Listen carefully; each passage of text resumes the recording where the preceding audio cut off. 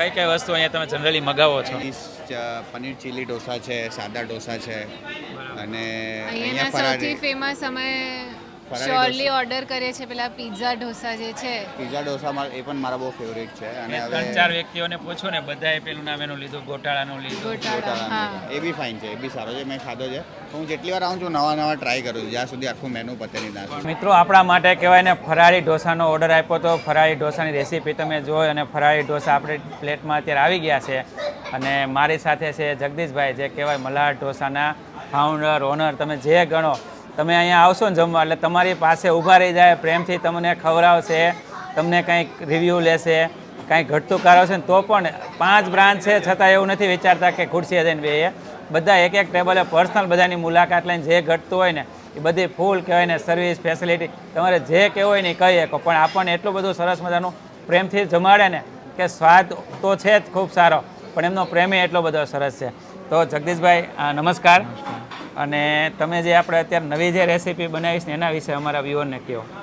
હવે આમાં એવું છે દીપકભાઈ, હા, અમે ઘણા ટાઈમથી આવું વિચારતા હતા કે લોકોને, આમ તો 3 વર્ષથી વિચારતા હતા અમે છેલ્લા. હું મેઘ મલ્હાર ઢોસાનો ફાઉન્ડર છું, માલિક છું. જગદીશભાઈ રીબડિયા મારું નામ છે.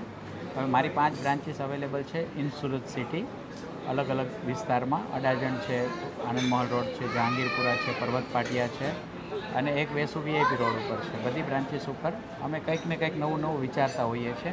તમારી જેટલી વેરાયટી છે ને લગભગ મેં બહુ ઓછી જગ્યાએ જોઈ. એટલા બધા એસક્યુ, એટલી બધી વેરાયટી મેન્ટેન કરવી બહુ અઘરી છે.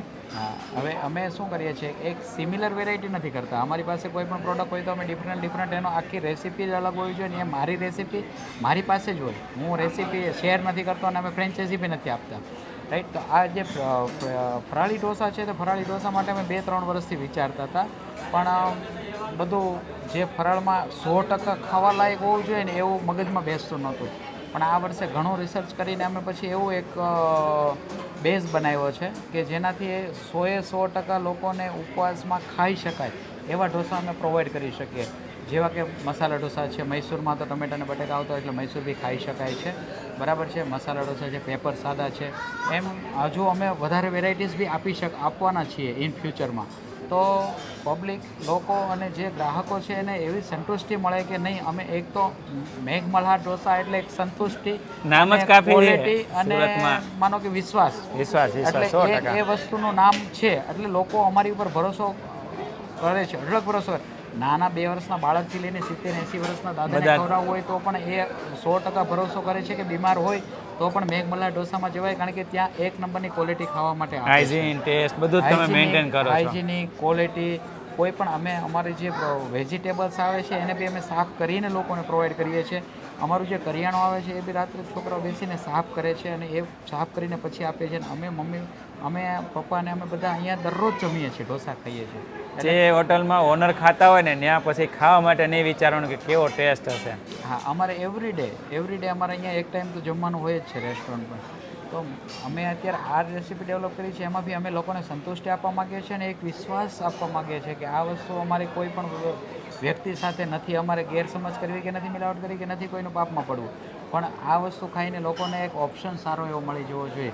અને ઘણી વખત મેં જણાવતો હોઈશ છું ઘણાને કે ભાઈ ખાલી સોમવાર હોય કે 11 એકાદશી હોય તો બી એક વ્યક્તિને કારણે ઘણા બધા લોકો અટકી જતા હોય છે ગ્રુપમાં. ફેમિલી પ્લાન આખો કેન્સલ થઈ જાય છે, કેન્સલ થતો હોય છે. અમારી ઘરે 12 જણા થી તેમને આ ઘણી વખત અઠવાડિયામાં ઘરમાંથી રહ્યા છે, ઉપવાસ કર્યો છે તો એમ કહે કે ભાઈ આજે નહીં કાલે જશું, બરાબર. એવી રીતે પોસ્ટપોન કરતા હોય છે. તેના કારણે હવે અમે તો એવું વિચારીએ છીએ કે અમે 365 દિવસ અને બધી જ બ્રાન્ચીસ ઉપર આ વસ્તુ અમે પ્રોવાઈડ કરવાની કોશિશ કરીએ છીએ કે અમે સેટિસ્ફાય થાય. અને એના માટે અમે તો એવું એક સ્પેશિયલ એવું વિચારીએ છીએ કે એનો શેફ અમારો અલગ હોવો જોઈએ, એની જે ક્રોકરી અલગ હોવી જોઈએ અને એની એસેન્શિયલ જે વસ્તુ છે એ બધી અલગ જ હોવી જોઈએ, જેનાથી અમારી કોઈ પણ વસ્તુની સાથે અમે એવું ના થાય કે ભાઈ આ હાથે આ બનાવ્યું અને પછી બીજા હાથે આ બનાવ્યું અને તરત એમાં ને એમાં પેલું બનાવ્યું. એટલે કોઈને પાપમાં પડવું નથી. એટલા માટે અમે અને એટલે જ અમે આટલો બધો સમય લીધો છે. 3 વર્ષનો સમય લેવાનું રીઝન શું છે કે ભાઈ કાલ સવારે ઉઠીને કોઈ પણ વસ્તુ અમે એપ્લાય કરીએ તો એ 100% અને સ્ટાન્ડર્ડ જ હોવી જોઈએ, મેન્ટેન થવી જોઈએ. અત્યારે અમારી જે ક્વોલિટી છે એ બધી જ બ્રાન્ચીસ ઉપર બને ત્યાં સુધી અમારે સિમિલર ક્વોલિટી જ તમને મળે બધી જ બ્રાન્ચીસ ઉપર. એવું નહીં કે અહીંયા આવ્યા તો આવું જમવા મળે, ત્યાં આવ્યા તો બધું જ સારી વસ્તુ અને સારી પ્રોવાઈડ કરવા માટે અમે એક માર્કેટમાં અમારા વર્ષો અમે 15 વર્ષથી આ ધંધામાં છીએ. તો 15 વર્ષથી અમારો જે કસ્ટમર ફ્લો છે એ જ્યારે બાળકો હતા ને એના અત્યારે મેરેજ જેવાડા થઈ ગયા, કોલેજ કરવા મળ્યા, તો બી હજુ અમારા ગ્રાહકો જ છે એ લોકો. એટલે વર્ષો જૂનો અમારો કસ્ટમર લોયલ કસ્ટમર તમારો જે જૂનો ટેસ્ટ છે પહેલા દિવસથી લઈને અત્યાર સુધીનો એક સરખો ટેસ્ટ છે. મેં એમના જેટલી બ્રાન્ચ છે ને બધીએ ટેસ્ટ કર્યો છે. અલગ અલગ બ્રાન્ચમાં જઈને જોયું તો જે ગમે ઓર્ડર આપો સેમ ટેસ્ટ મળે. અને જ્યારે પણ જાય ને કાંક એક નવી વસ્તુ તમે ડેવલપ કરી હોય, તમારું નવી નવી રેસીપી ડેવલપ કરવાનું કાંક ખરેખર જોરદાર છે. ટોટલ કેટલા અત્યારે પ્રકારના ઢોસા છે આપણી પાસે? અમારે આમ તો અમને ઘણી બધી વેરાયટીઝ બનાવતા આવડે છે, પણ અમે અત્યારે 40 થી 50 ઢોસા જ વેરાયટીઝ બનાવીએ છીએ. કારણ કે ઘણી બધી વેરાયટી બનાવતા આવડે છે, પણ સિમિલર થોડુંક નાખ્યું થોડુંક કાઢ્યું એવું કરીને આપણે નથી બનાવતા. આખા યુનિક જ છે, આખા યુનિક જ છે. અને અમારી પાસે જે ઢોસા છે ને એ ઢોસા તમે સુરતમાં નહીં, આખા ઇન્ડિયામાં જાઓ ને તો તમને નહીં મળે. અમારી પાસે માનો કે અમારે ત્યાં અહીંયા કોઈ પણ બ્રાન્ચ ઉપર તમે રીકી ટીકી ઢોસા ટેસ્ટ કરશો અને એ અમારી સ્પેશિયલ રેસીપી હોય છે. એ રેસીપી ઓલ ઇન્ડિયામાં ક્યાંય ના હોય અને તમને ક્યાંય મેનુમાં બી નહીં જોવા મળે. જેમ કે ચાટ ચસ્કા છે, રીકી ટીકી છે, રોયલ લાઈસ માયો છે, એવા ઘણા બધા ગ્વાલિયર ઢોસા છે. એવા બધા ઢોસા તો તમને બીજે ક્યાંય જોવા જ નહીં મળે. તમને આવા આઈડિયા ક્યાંથી આવે નવી નવી રેસીપીના? યાર અમે ઘણો બધો ટાઈમ લઈએ છીએ રેસીપી ડેવલપ કરવામાં દીપકભાઈ, પણ રેસીપી એક વખત અમે બહુ ટ્રાયલ એન્ડ એરરમાંથી પસાર થઈએ અને અમારા જે રેગ્યુલર કસ્ટમર છે એને લોકોને ટેસ્ટિંગ કરાવીએ. પછી એ લોકો એમ કહે કે ભાઈ આમાં આટલું અપડેટ કરવાની જરૂર છે, આટલું, અને એ અમારા દિમાગથી અમે જોઈએ ને એ કસ્ટમરના રિવ્યૂથી જોઈને પછી અપડેટ કરીને એક સેટ કરીએ રેસીપીને. એક બ્રાન્ચ ઉપર બધી રેસીપી સેટ કરીને પછી અમે એના એ શેફને બધી બ્રાન્ચ ઉપર મોકલતા ટ્રેનિંગ માટે તમે ટ્રેનિંગ કરો અને બધી જ રેસીપી સેમ જવી જોઈએ. કોઈ પણ આઈટમ એવી નહીં કે આ બ્રાન્ચ પર આવી બને છે તો પેલી બ્રાન્ચ પર કેમ કે આવી બને છે, એવું નહીં. બધી બ્રાન્ચ પર સેમ જ બનતી હોય. પણ એક સુરતમાં એક જ સિટીમાં 5 બ્રાન્ચ મેન્ટેન કરી અને એ ખાણીપીણીમાં બહુ અઘરી વસ્તુ છે. કારણ કે એક રેસ્ટોરન્ટ કે નાની એવું કાર્ટ હોય નથી સંભાળી એકતા માણે. એની જગ્યાએ તમે 5 એટલા બધા સેફ હાચવવા માણસો, કસ્ટમરને સર્વિસ આપી, તમને આ વિચાર આ ઇન્ડસ્ટ્રીમાં કેવી રીતે એન્ટ્રી થઈ? હવે બેઝિકલી તો મારી પાસે અત્યારે ઘણા બધા લોકો કામ કરે છે ને કામ કરવા માટે તો હું એવું વિચારું છું કે વધારેમાં વધારે લોકોને વધારેમાં વધારે હાથ આપણી સાથે જોડાય, રોજગારી વધે, વધારેમાં વધારે લોકોના ઘર ચલાવીએ અને રોજગારી આપીએ એવો આશય તો મારો પહેલેથી રહ્યો છે. એટલે મારે કેટલા બી માણસો આવતા હોય કે ભાઈ જગદીશભાઈ કામ ખાલી છે તો એમ કહું આવી જાઓ ને, પછી એ ભગવાન આપવાનો જ છે, આવી જાઓ ને, એ બધું થઈ રહી છે. અને મેન શું છે કે હું જ્યારે કોલેજ કરતો હતો ને ત્યારથી જ હું ઢોસા લાઈનમાં શીખવા લાગ્યો અને જોબ કરતો હતો. અને શીખતા મને આખું ડેવલપ મગજ થઈ ગયું કે ભાઈ ઢોસા એટલે એક સારી વસ્તુ. તમારી આ ફેવરેટ વસ્તુ હશે, એમાંથી તમને ઈચ્છા થઈ હશે? એક ફેવરેટ વસ્તુ હતી કે ભાઈ મને ઢોસાની આઈટમ મને તમે દરરોજ આપો ને તો હું દરરોજ ખાઉં. 365 દિવસ ડિનર સેમ મારી જેમ તો છે. હા, હું ખાઈ શકું. એટલે એ વિચાર આવ્યો એટલે પછી આ લાઈનમાં વધારે ઊંડાણ કરવું. પણ પછી મને એવું લાગ્યું કે ભાઈ આ લાઈનમાં આગળ જવું હોય, એક્સપાન્ડ કરવું હોય, બ્રોડ માઇન્ડેડ બનવું હોય તો એના માટે કંઈક સારી વસ્તુ અથવા તો આપણો મગજ ડેવલપ હોવો જોઈએ. એટલા માટે હું પછી UK સ્ટડી કરવા ગયો. લંડન મેં સ્ટડી કરી માસ્ટર ઇન હોસ્પિટાલિટી મેનેજમેન્ટ, એટલે હોટલ મેનેજમેન્ટમાં આખું મેં MBA કર્યું. MBA કરીને પછી પાછો હું બેક ઇન્ડિયા આવ્યો. ઇન્ડિયા આવીને પછી મેં રેસ્ટોરન્ટનું આખું સ્ટાર્ટઅપ કર્યું છે. તો એ રેસ્ટોરન્ટનું સ્ટાર્ટઅપ કર્યું તો પછી 1 બ્રાન્ચ, 2 બ્રાન્ચ, 3 બ્રાન્ચ એમ કરતાં મેં અત્યારે 5 બ્રાન્ચ. અમારી પાસે દરરોજની 2 ફ્રેન્ચાઇઝીની ઇન્ક્વાયરી આવે છે, પણ અમે લોકોને ઇન્ક્વાયરી માટે નથી પેલું કરતા અને અમે નથી ફ્રેન્ચાઇઝી આપતા. અત્યારે બધી જ બ્રાન્ચીસ છે અમારા ઘરનાની છે, બધી બહારની ફ્રેન્ચાઇઝી કોઈ નથી. પહેલી બ્રાન્ચ કઈ શરૂ કરી? પહેલી બ્રાન્ચ આપણે પર્વત પાટિયા શરૂ કરેલી ઘણા વર્ષો પહેલાં. પર્વત પાટિયા આપણે આઈ માતા ચોક પર પૂણા ગુંભારિયા પેટ્રોલ પંપ છે ત્યાં પહેલા માળા ઉપર શરૂ કરેલી. હજુ એ ચાલુ જ છે. અને રાબેતા મુજબ માનો કે તમે આટલા વર્ષોથી ચલાવતા હોય, રાબેતા મુજબ ક્વોલિટી ટેસ્ટ ને બધું આપતા હોય તો તમે આટલા વર્ષો સુધી એક જગ્યા ઉપર એક સ્થાન ઉપર એક જ વેરાયટી સર્વાઈવ કરી શકીએ. અને બીજી વસ્તુ અમારી એવી છે કે અમે ઢોસા સિવાય અમે એક પણ બ્રાન્ચ પર કંઈ પણ વસ્તુ નથી બનાવતા દીપકભાઈ. જોયું. પણ આમાં જ તમારી પાસે એટલી બધી વેરાયટી છે કે લોકો પીઝા ખાવા હોય તો પીઝા સ્વાદના પણ તમે બનાવો છો. બધા સ્વાદ હોય બધા સ્વાદ આમાં મળી જાય છે. બીજી વસ્તુ એવી છે કે મારો એક ડીપલી થોટ એવો છે કે હું છે ને મને મેંદાથી નફરત છે.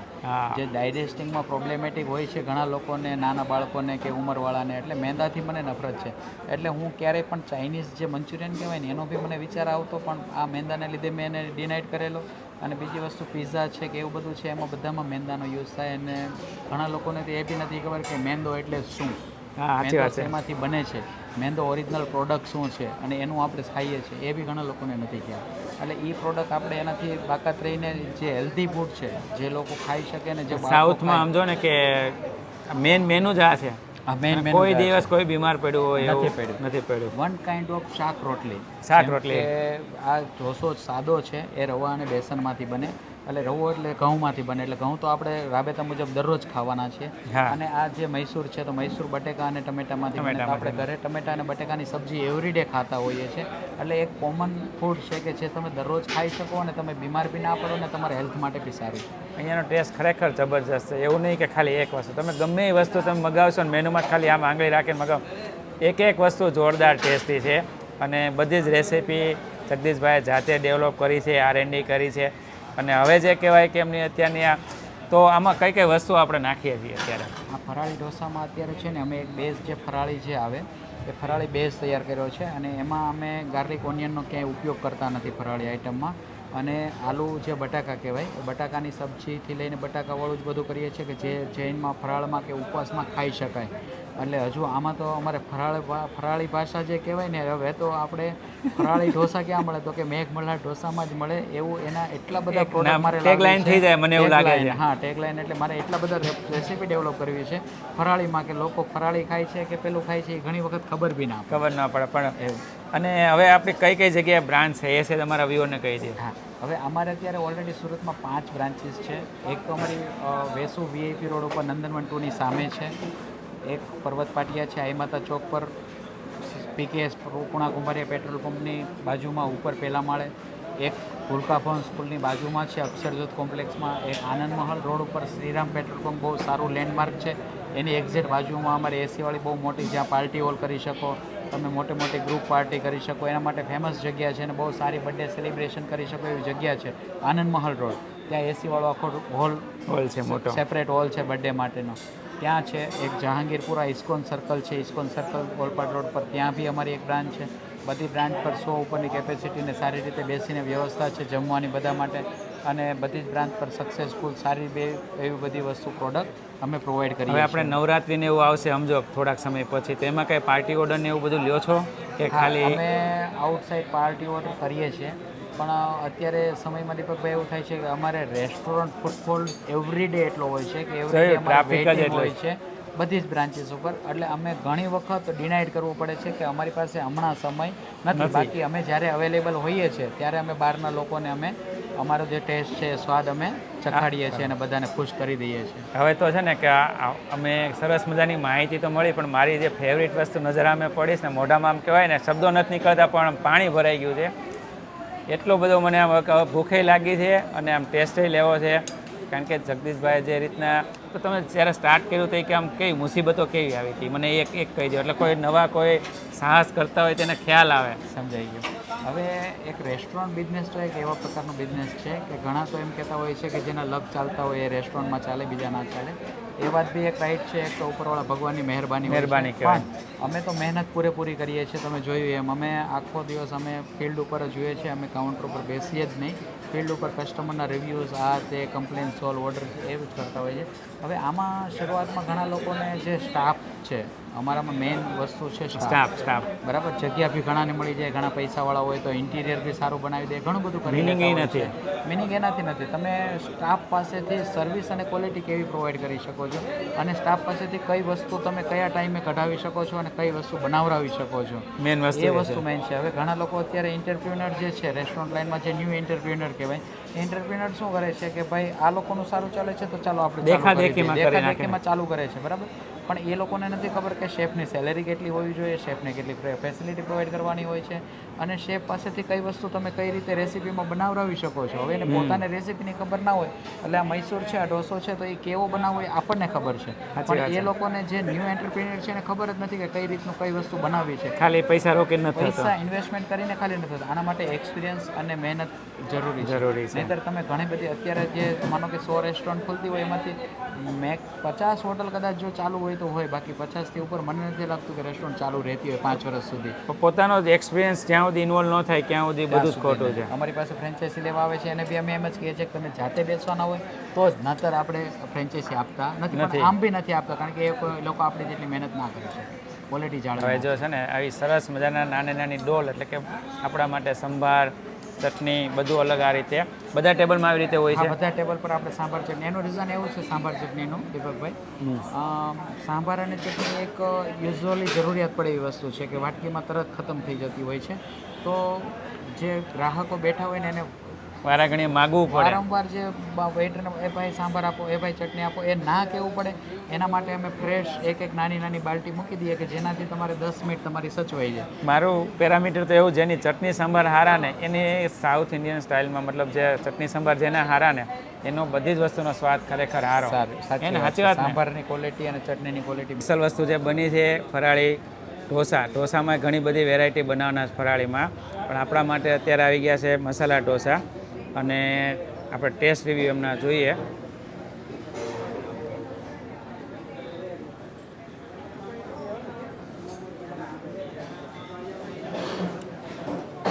તમે મસાલા ઢોસા જે રેગ્યુલર ખાતા હોય ને એવો સેમ ટેસ્ટ છે ફરાળી ઢોસામાં.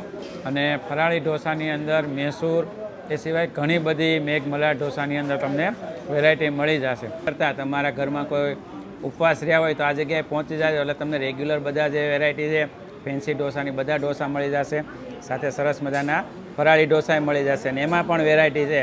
અને સુરતમાં 5 બ્રાન્ચ છે મેઘ મલ્હાર ઢોસાની. તમે કોઈ પણ જગ્યાએ જાશો બધી જગ્યાએ તમને ફરાળી ઢોસા મળી રહેશે. એ સિવાય ઘણી બધી વેરાયટી છે. તો આપણા વિડીયોને જોતા રહેજો, કોમેન્ટ કરજો અને તમારી આજુબાજુમાં કોઈ સારું સ્ટ્રીટ ફૂડ મળતું હોય તો કોમેન્ટમાં કહેજો. આપણે ત્યાં પણ ટેસ્ટ રિવ્યૂ લેશું, ખાશું અને સરસ મજાનો વિડીયો બનાવશું. અને મસ્ત ચટણી